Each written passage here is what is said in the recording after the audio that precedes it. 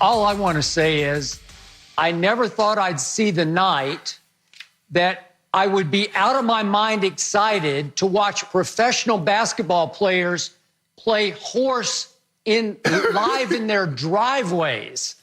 But it has come to this, and thank God for small favors. Skip, you're exactly right. This is what it's come to, and this is what we've been forced to watch. Gentlemen, ladies and gentlemen, shooting basketball in their backyard.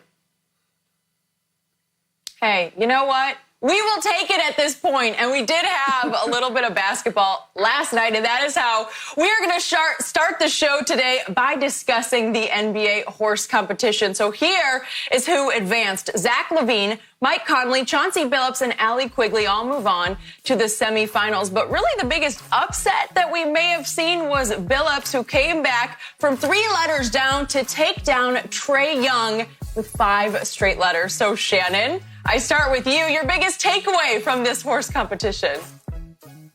Skip, if you remember when we were discussing this, I think last week, maybe a week before, I said Trae Young would be one of the guys that would probably do well in a situation like this. And so it was, as Jenny mentioned, it was a huge upset. But Skip, I'm watching some of these people shoot, and they were shooting on goals like I grew up in my backyard. I mean, some of them was bent, some of them was leaning. And I'm like, is that a regulation goal? Mike Conley had the perfect sit-up. So, Skip, moving forward, I'm going to pick Mike Conley because he doesn't have to worry about the elements. He doesn't have to worry about the wind, doesn't have to worry about it being cold, too hot. He has a regulation, like an NBA-size setup going on here.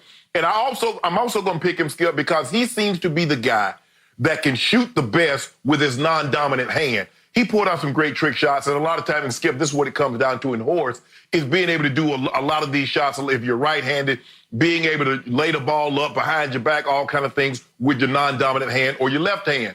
And he seems to be pretty proficient at that.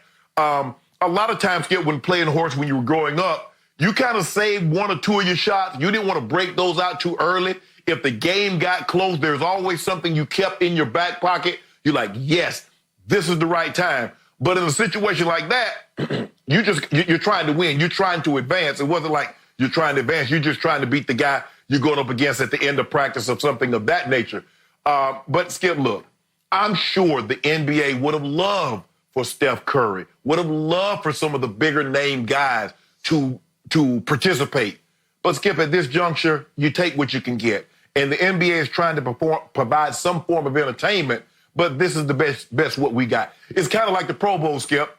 If you notice, we would have loved to have Tom Brady. When's the last time Tom Brady participated in the Pro Bowl? We'd love to get Aaron Rodgers or some of the bigger names. But for the most part, they tend to shy away. And that's what we have right now. But it was fun to watch, and I'm looking forward to watching it again because, Skip, this is the only source of live entertainment that we get. There's only so many classics that you can watch, be it football or basketball. So I'm ready to see something at least I can say, okay, this is live.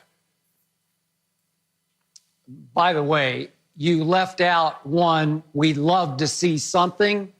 We'd love to see LeBron James just one time in his life participate in a dunk contest. But no, we're in year 17 and LeBron has avoided the dunk contest. A little later in the show, we're going to talk about the one time that LeBron made the mistake of playing horse against a little guy half his size, but I'll get to that in a little while. Back to this competition that we saw last night. Shannon, I told you last week I got a big problem with the rules. I need the rules to be a little more specific to create a little more level, so to speak, playing field or playing driveway as it was last night. My problem with the rules is that they're saying no dunking, but you can do anything else that you want to do just short of dunking, which is why I'm going to have a hard time picking against Zach LaVine. Zach LaVine is 6 feet 6 inches tall. Zach LaVine has won 2 slam dunk contests on All-Star Weekend and was right in the middle of a couple of more that he could have won. We know he can jump out of the gym. Furthermore, we also know he can get as hot shooting threes as sometimes Steph and Clay get hot shooting threes. and he's a 38% career three-point shooter. So he's got that in his arsenal, as well as one shot that nobody in the competition can do. And that is what he did to poor Paul Pierce, who looked like he hadn't played basketball since he last played for the, the Clippers in 2017. Clippers. Again, yeah, Zach LaVine goes up and under by slapping one side of the backboard with his left hand and then coming back up and under with his right hand. No big deal if you're a slam dunk contest winner, but poor Paul Pierce has got no chance. He can't even, well, we used to say the last 5 years of his career, he looked like he was playing with a piano on his back. So what chance did he have of even getting like 6 inches off the ground, let alone enough to slap the backboard and go up and under? It's just not a fair fight. So if Zach LaVine is going to resort to those shots, it's impossible. Skip, not to cut you off, but Paul Pierce in his prime couldn't have pulled that shot off, let alone 3-4 years after his prime. No, I so agree with you. So back to Mike Conley. I love Mike Conley, and I used to hate Mike Conley because I had to watch him play my Spurs in playoff games 21 times. He haunted the Spurs. He bedeviled the Spurs. He tormented the Spurs with all manner of clutch shot making. And I kept saying, is he right-handed or left-handed? Because I don't know. Sometimes he just naturally shoots a right-handed jump shot like he's right-handed. And I say, okay, he's right-handed. Then the next time he comes down and shoots it left-handed, and I think, well, I've never seen anybody so ambidextrous. I know he shoots free throws left-handed, but he can shoot them right-handed too. I don't know. That gives him a huge distinct advantage, obviously, in a game of horse. And that one shot that he made last night where he drove down the lane and went up and under and shot sort of like a hook shot, a scoop shot, all the way back up over the backboard, back down through. That's just unfair. And then he's paired up against poor Tamika Catchings, who's 40 years of age and last played 5 years ago. And she's now the GM, obviously, of the Indiana Fever.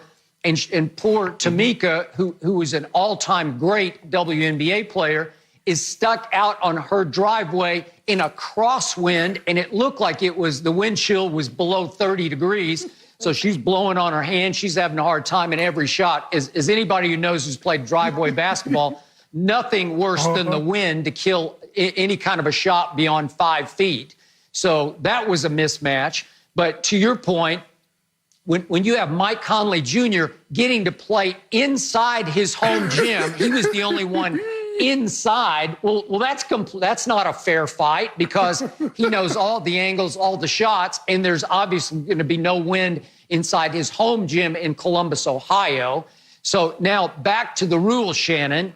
If we had a rule in this competition, no shots inside the lane, then I would give Mike Conley a real shot. But I don't think even Mike can pull off, slap it. He's 6 feet tall. Can he slap one side of the backboard and scoop it up and under?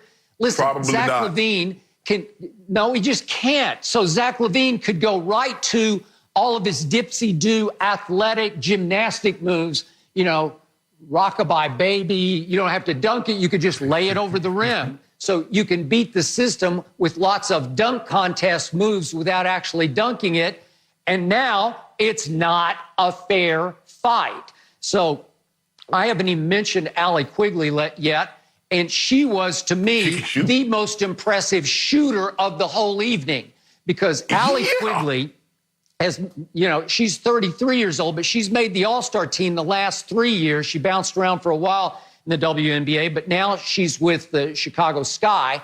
And she was on her driveway in Deerfield, which is just north of Chicago, not far from the Berto Center where Michael Jordan's Bulls practiced. And she looked like she was Jordan-esque, at least as a competitor, because what I loved about her, and this is going to be a key, if you win the toss, you can go first. And you better make your first shot. And she did. And she got Chris Paul on his heels right from the start because she turned right around and made a corner three. And it's like, boom, here we go. And I loved her demeanor and her backbone in this competition because she won the toss and was like, yes. And you could tell she just said, like, here we go. Give me the ball. Let me shoot it. And once she made her first shot, then she could resort to all of her bag, so to speak, and she could pull out all kinds of shots, including the Pete Maravich Memorial. I'm going to sit on the concrete and shoot it in off the backboard. Not an easy shot, and she got a letter on Chris on that one. He hung in, made a bunch of gutsy shots. He pulled off a couple that I'd never seen, a sort of a turnaround sideways off one leg from the free throw line. He made that. She couldn't even get that one to the rim. But in the end, she just withstood the onslaught and held him off and made a lot of clutch shots. But I will say this for Allie Quigley. She had a huge advantage in her driveway because her backboard was a little flimsy. So it gave her a slight edge because she shot a lot of bank shots, a lot of bank free throws, bank threes from the top.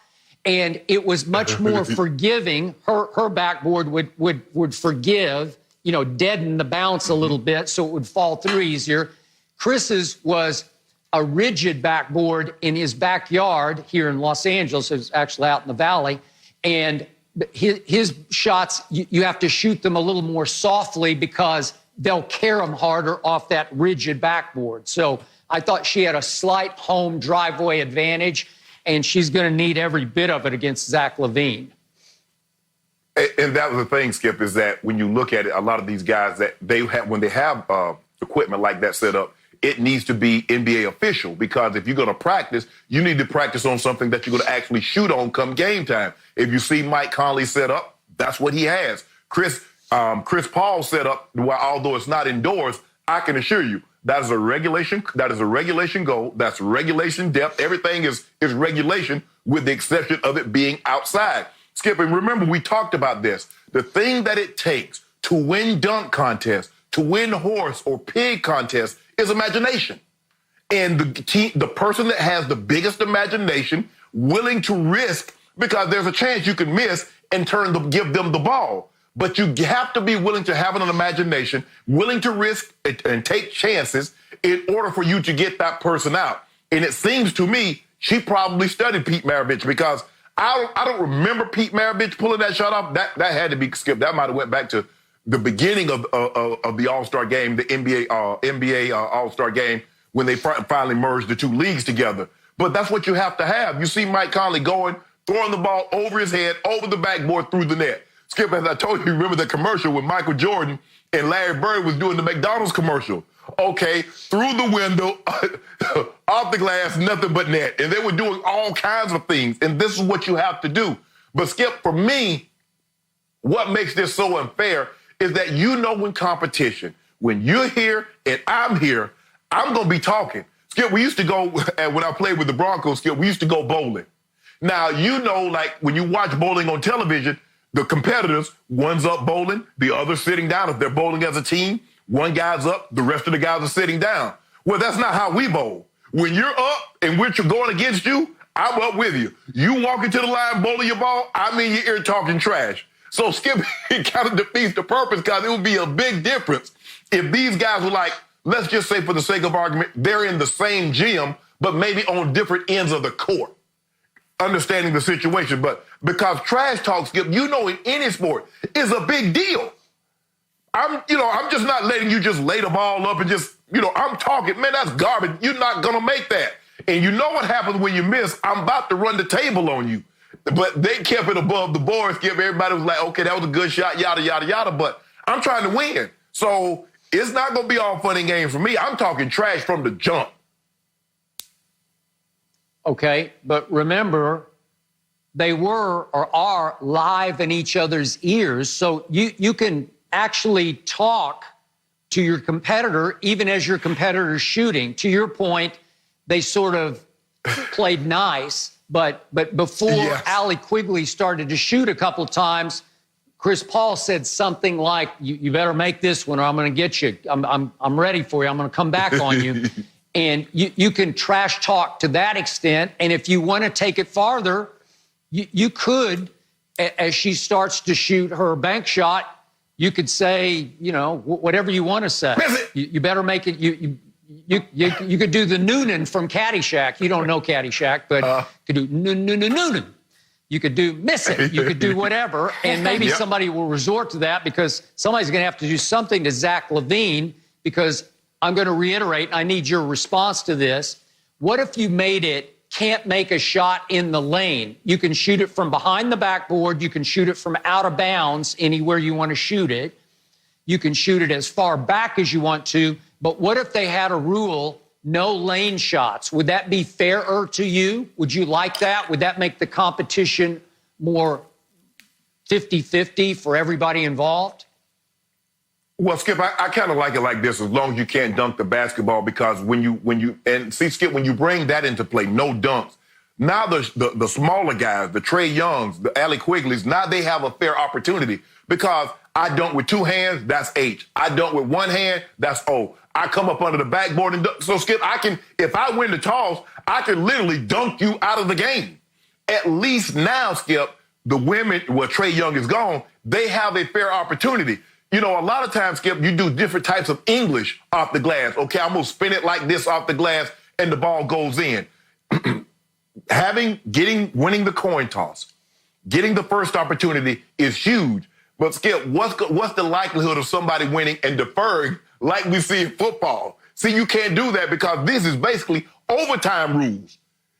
Nobody's deferring the ball, Skip, in football if we get the ball in overtime. We're not deferring. We might defer at the start of the game, but we're not deferring. So for me, Skip, I don't have a problem with it being shots in the lane as long as you can't dunk because it levels the playing field. Even for Chris Paul. Chris Paul got his outfit on. He doesn't have on basketball equipment. So the likelihood of someone being able to dunk the ball other than Zach LaVine dressed like that is basically slim to none. So, yeah, Zach LaVine has a decided advantage, but because you can't dunk, it lets Quigley, it lets Conley, it lets, who did you say the other guy was? Quigley, Conley, Zach LaVine, who's the other, I forget the other competitor. They have a fair chance as long as Chauncey Billups. Chauncey can shoot. Chauncey always can shoot. So he's always going to have an opportunity to win, Skip, because that's how he got his name, Mr. Big Shot. If there was a big shot, he was willing to take it, and more times than not, he was making it. So he's going to be a major player in this, Skip, because he can shoot. I just hope he don't get one of those days that it starts to snow in Denver, because then all bets are off. No, that's true. Okay, here's my issue, and I still think you're not addressing it. What if Zach LaVine wins the toss, and against Allie Quigley, he does some up and under, tap the glass with his left hand and almost dunk it? Well, it's just, she's 5'10". She's a three-point shooting specialist. She has won the WNBA's three-point shootout twice. She's an extraordinary three-point shooter with great touch, great feel off the backboard, very inventive and clever in all those shots. She can shoot it from behind the backboard. That's all great. But if you ask her to do some slam dunk contest kind of move without quite dunking it, it's almost like the days of, the early days of Kareem Abdul-Jabbar. They said you can't dunk, so they would just, Wilt Chamberlain in those days, the earliest days, you just lay it over the rim. So, okay, so that's not technically a dunk, and Zach can resort to just lay it over the rim with some skydive maneuver, and poor Allie, she can't contend with that. Mike Conley couldn't contend with that. Chauncey definitely couldn't contend with that. So now, to me, the rules are rigged for this guy unless he wants to just say, let's fight fair. And if Zach LaVine wants to match three-point shooting or, long-distance touch shooting, backboard shooting with Allie, now we got a fair fight. And I might just have my money on Allie there. And if Allie could win the toss and make the first shot, that's the only way. She's got to keep Zach LaVine from being able to do his dunk contest maneuvers by just making shots. If you'll make 5 or 6 straight shots, you got a good chance, because maybe you'll get him down to HOR, and maybe he'll have to resort to his dunk contest moves, and maybe you can still hold him off somehow. But this way, man, I just don't like the rules. To me, it's rigged for Zach LaVine. Well, you should hope someone could have got Zach LaVine out because, like you're saying, Skip, because he literally can take the ball, hit the backboard, lay it in. Well, she's not touching the backboard with the ball and laying it in. So there's a lot of things that he can do. Like you said, she's basically going to have to win the toss and get hot. If she gets hot because she can shoot the ball, now, Skip, Zach LaVine is not a slouch shooting the ball. He's had a game where he's went bonkers shooting the three. Ask Charlotte. Charlotte had them down with about 30 seconds to go, and they were down like 10 or 12 points. And he gets them back. He wins the ball game. He steals the ball, runs to the past the three-point line, a la Ray Allen, and nails a three with no time on the clock. So he's had games where, because he was in contention, Skip, to be an all-star, he really, had they not had such a horrendous record, he really should have been an all-star because he's played unbelievable this year. He can get hot from the three. But I believe her only chance is, Skip, if she wins the toss, and as you said, put pressure on him. She get a quick HOR on him, and now he starts to press because I don't believe that if he wins the toss, he's going to probably start with something routine, even though it's routine. You and I say it's routine, but it's probably something that she can't do. Maybe just, palm the basketball because he can palm it, touch the backboard with the ball, and then shoot it in. What's she going to do with that, Skip? I don't know. Unless you go to Brittany Griner's up there and yeah, there you go. But again, Zach's up there in Snohomish, which is north of Seattle, and it looks like he's got his own training complex. It looked like it had multiple fields and courts, and I don't know what's going on, but he's got home court advantage because he loves his home court and seemed to know it very well and have a good feel for the distances and how to shoot beyond the three-point line. But that brings me back to the start, and that brings me back to the guy you love, the guy I'm still skeptical of, University of Oklahoma's Trae Young, who was back in Norman, Oklahoma, out, I think it was in his literal driveway. It almost looked like it was at his parents' house where he grew up because, Shannon, to your early point, what kind of a rim and basket was that?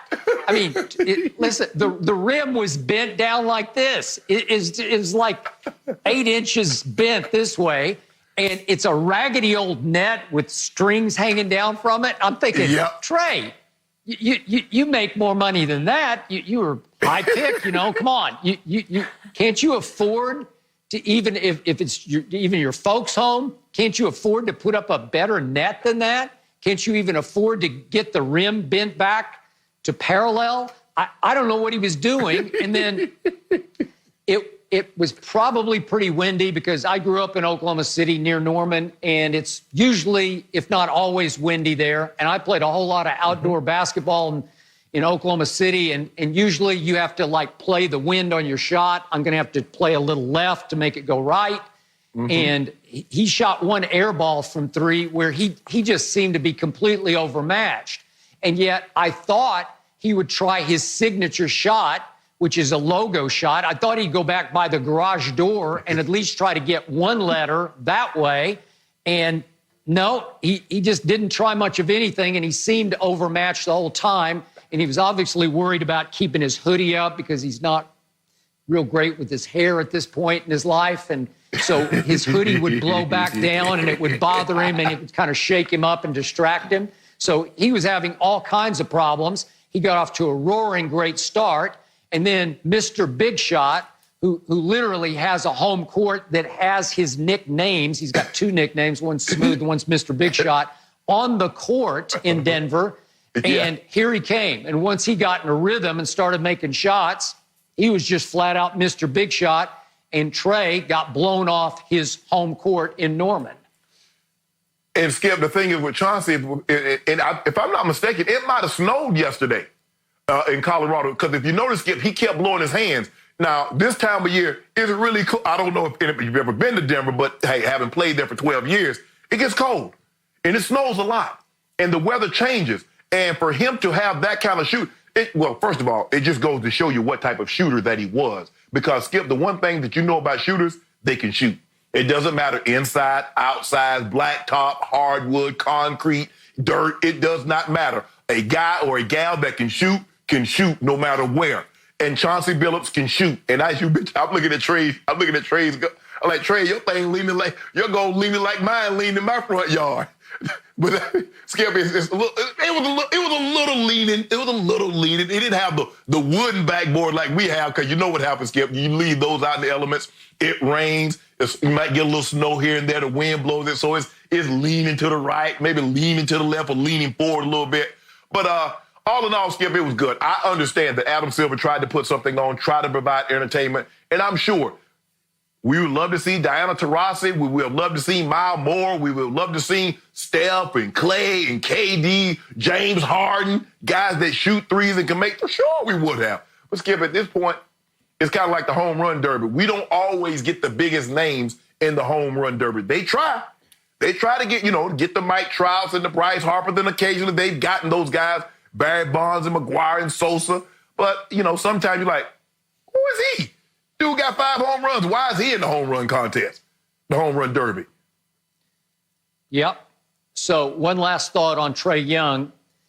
I don't think that the rim was bent down because he was dunking on it as he was growing up, because we know Trae is barely 6 feet tall. So maybe it was a neighborhood thing where all the kids came over to play with Trae and other guys were dunking, because it looked like it had been dunked on a bunch until they were starting to literally tear the rim down.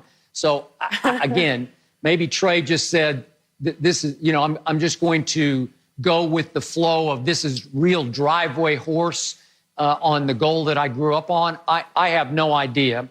But to your final point, I was very happy to watch it. I frankly went into it very skeptically, and then I'm so starved because I didn't have my Masters. We didn't have our Masters yesterday. We got to hear Tiger talk about it with Jim Nantz on CBS, but we didn't have it. I've seen replays of every Masters ever played, but we didn't have the Masters. And we don't have our NBA, and we might not have our NBA playoffs. We don't know yet, but we did have Driveway Horse.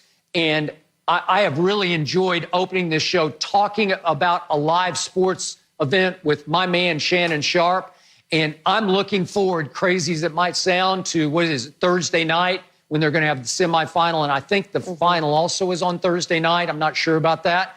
But I am looking forward to it because it gives us something to react to and something to take our minds away just for a few minutes from what we're all going through. Thank you for watching. You can subscribe here to get the latest from the show, and be sure to check out more of the best clips from Undisputed, or go watch a few other segments from our other shows on FS1.